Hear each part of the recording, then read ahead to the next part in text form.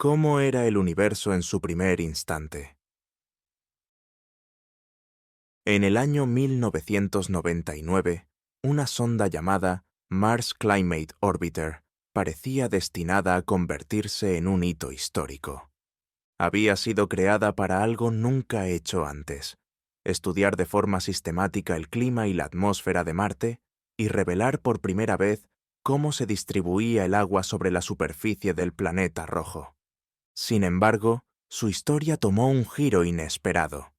El 23 de septiembre, después de 4 años de preparación y casi un año de viaje a través del espacio, cuando la nave comenzaba a frenar para quedar atrapada por la gravedad marciana, dejó de emitir señales.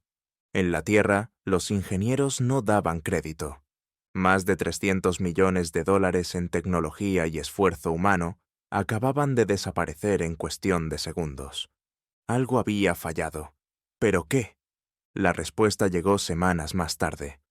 El 11 de noviembre, el comité encargado de investigar el desastre publicó su informe. La causa no fue un fallo mecánico, ni un error de software, sino algo mucho más simple: una confusión en las unidades de medida. Mientras la NASA realizaba los cálculos en metros y kilogramos, una empresa externa utilizaba exactamente los mismos números, pero creyendo que estaban en pies y libras. El resultado fue una trayectoria errónea que condenó a la nave. La ciencia moderna depende de una cosa por encima de todas: un lenguaje común. Cuando no existe una referencia compartida, incluso las misiones más avanzadas pueden acabar en desastre. Pero el problema va más allá de Marte.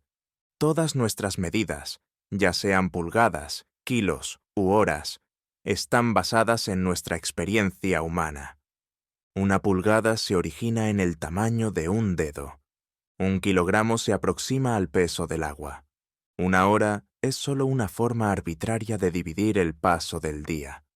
En el universo, sin embargo, no existen dedos, ni litros de agua, ni amaneceres. Fuera de la Tierra, nuestras reglas dejan de tener sentido.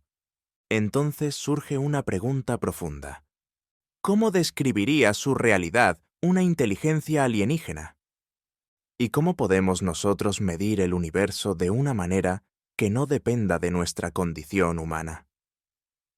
Esa duda fue la que llevó, a finales del siglo XIX, al físico Max Planck a buscar una forma verdaderamente universal de definir la realidad.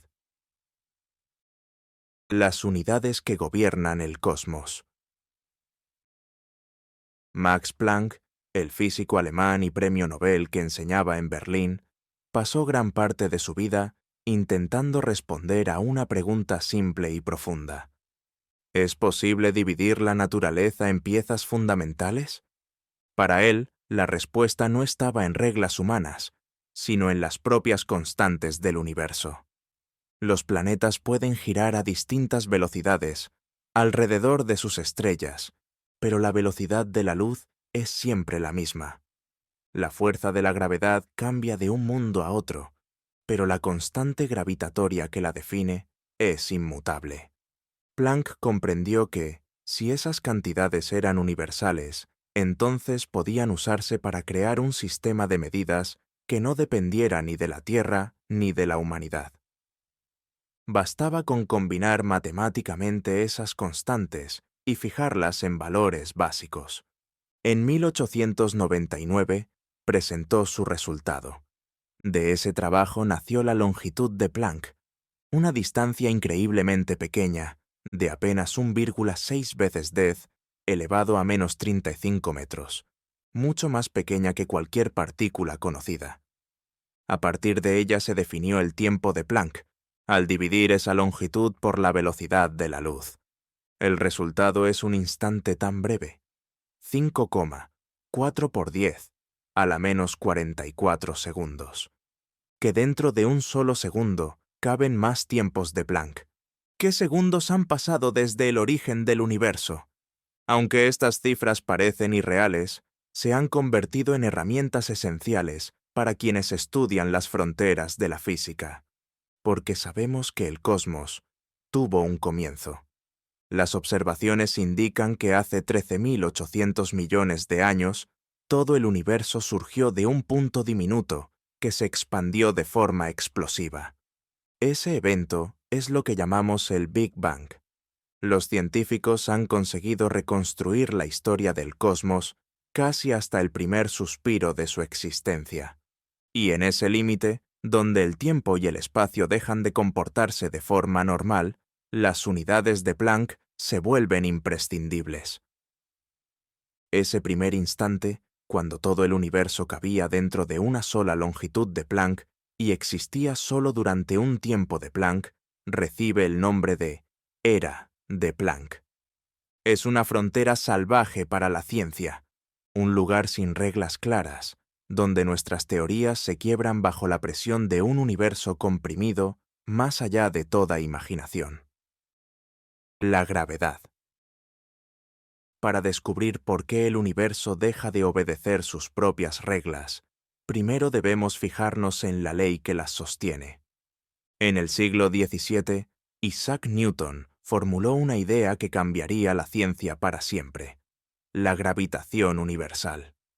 Con ella fue posible describir durante siglos cómo se mueven los planetas, las lunas y las estrellas. Pero a comienzos del siglo XX, un joven que trabajaba como funcionario en una oficina de patentes suiza empezó a notar que algo no encajaba. Se llamaba Albert Einstein. En 1905, introdujo una nueva forma de entender el tiempo y el espacio con su relatividad especial. 10 años más tarde, dio un paso aún mayor con la relatividad general. Einstein reveló que la gravedad no es una fuerza invisible que tira de los objetos, sino el resultado de cómo la masa deforma el espacio y el tiempo. Las estrellas hunden el tejido del cosmos. Los planetas quedan atrapados girando alrededor de esas curvaturas. Este modelo describe el universo con una precisión extraordinaria, pero incluso él tiene límites. En los agujeros negros y en los primeros instantes tras el Big Bang, la curvatura del espacio-tiempo se vuelve tan extrema que las matemáticas dejan de funcionar. Cuando todo el universo estaba comprimido en un volumen menor que un protón, nuestras mejores ecuaciones se quiebran. Para comprender ese momento primordial, necesitamos una teoría aún más profunda: la física cuántica. A escalas diminutas, el universo deja de comportarse como esperamos.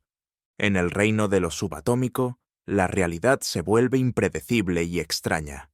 Las partículas pueden estar en varios estados al mismo tiempo. Pueden atravesar obstáculos que deberían detenerlas. Incluso pueden surgir de la nada y volver a desaparecer. Ese extraño conjunto de reglas es lo que llamamos mecánica cuántica.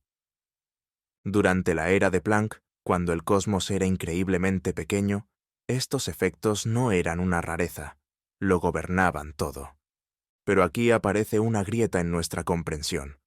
La gravedad se describe mediante la relatividad general. El comportamiento de las partículas se explica con la teoría cuántica. Son dos marcos teóricos poderosos, pero incompatibles entre sí. Lograr que encajen en una sola visión coherente es uno de los mayores desafíos de la física moderna. Gravedad cuántica. Bajo tierra, justo en la frontera entre Francia y Suiza, se extiende un anillo colosal de túneles, el Gran Colisionador de Hadrones del CERN. Es el experimento más grande que la humanidad ha construido para explorar lo infinitamente pequeño. Sin embargo, ni siquiera esta gigantesca máquina es capaz de reproducir las condiciones del nacimiento del universo. Para simular la era de Planck, haría falta un acelerador tan enorme como todo el sistema solar. Por eso, los físicos se ven obligados a trabajar en el terreno de las ideas. Han propuesto partículas llamadas gravitones, modelos de gravedad cuántica de bucles, teorías de supercuerdas y universos con hasta 11 dimensiones. Son visiones elegantes y ambiciosas, pero por ahora ninguna ha podido demostrarse con certeza. Dentro de la era de Planck. En el primer latido del cosmos, el tiempo aún no existía. El espacio tampoco tenía forma estable. Todo era un océano turbulento de energía cuántica. Agujeros negros diminutos, túneles que aparecían y desaparecían, fluctuaciones impredecibles y caos puro. La propia estructura del espacio vibraba, se doblaba y se rompía. No había antes ni después. No había reglas que gobernaran la realidad. Era el instante en que nació todo lo que existe. Jamás podremos saber con certeza qué ocurrió allí, pero que seamos capaces de concebir siquiera ese origen imposible es una de las mayores hazañas del intelecto humano, porque entender el primer instante del universo es, en el fondo, intentar comprender el origen de todo lo que somos.